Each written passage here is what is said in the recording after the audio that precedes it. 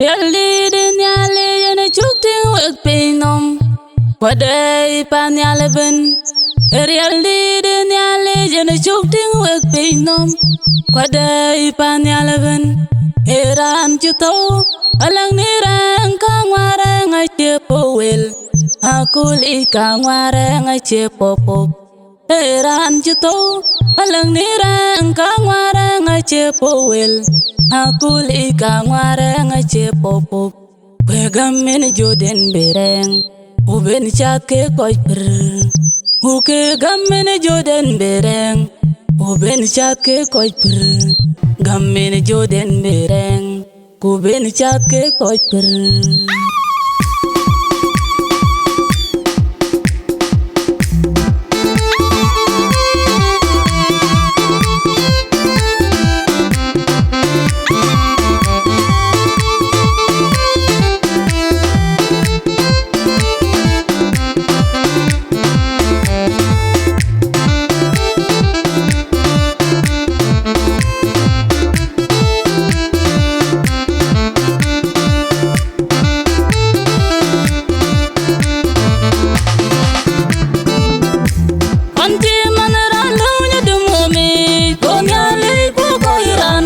Tugatoy kulway de la yo Anti manerano nya dumomi Gonyale boko iran gojal tugatoy kulway de la yo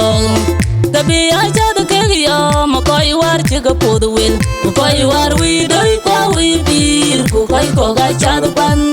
Kabi aja de kegyo makoy war chiga podu wil Makoy war wi doy kwa wi bir Kukoy koga chadu pan Koyam dina chadu kaloy wo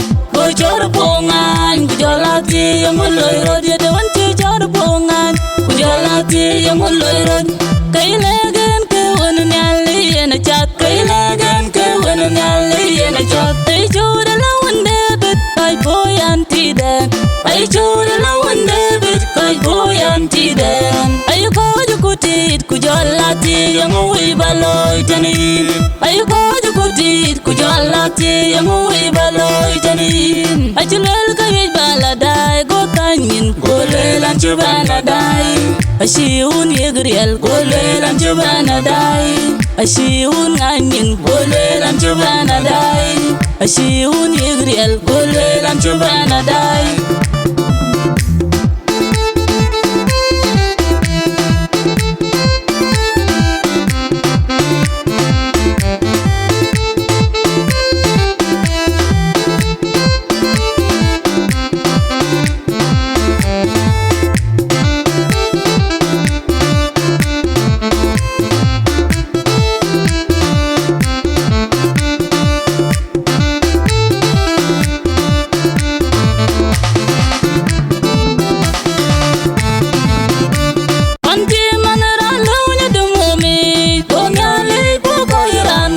Tugatoy kulway de la yo Anti manerano nya dumomi Gonyale boko iran gojal tugatoy kulway de la yo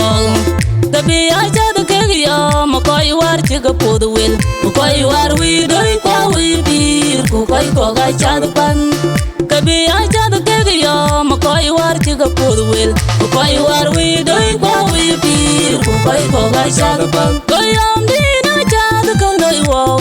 Chora pongan kujalati yang mulai rod ya dewan chora pongan kujalati yang mulai rod kailagan ke wan nyali na chat kailagan ke wan nyali na chat ai chora lawan debit kai boyan tiden ai chora lawan debit kai boyan tiden ayo ko jukutit kujalati yang ui baloi tani ayo ko jukutit kujalati yang ui baloi tani Ajulel kawij baladai go kanyin Gole lanchu baladai Ashiun yegriel Gole lanchu baladai Ashiun anyin Gole lanchu baladai Ashiun yegriel Gole lanchu baladai